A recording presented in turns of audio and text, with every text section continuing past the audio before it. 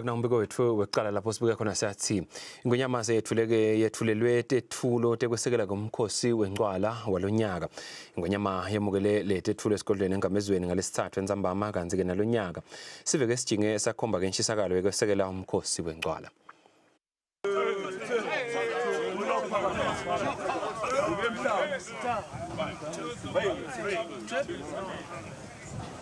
Lisiko lokuphekisa emakhosi ngemikhosi yelive njengawo umkhosi wencwala lipha sive lithuba lokukhomba luthando lwaso nekutibophelela emakhosini nasemikhosini yelive.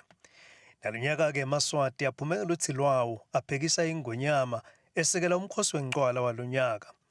Esigodlweni engabezweni ingonyama ngalesithathu yethulelwe yaphinze yamukela tethulo letahlukahlukene letiphume kubantu abenkosi, hulumende, tinkapane, bosomabhizinisi bakuleli nebangephandle, tikhulu, imibutho lemithathu yelive nemabandla leluleka bukhosi.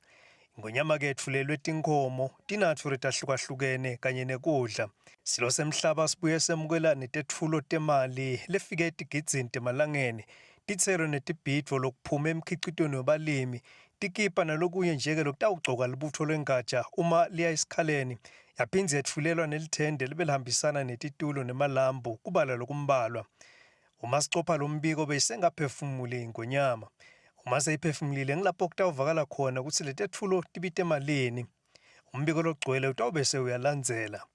Lubika kwetindzabeni ngisandile Makhanya naThabiso Dlamini namxolisi Mavimbela esigodlweni engabezweni.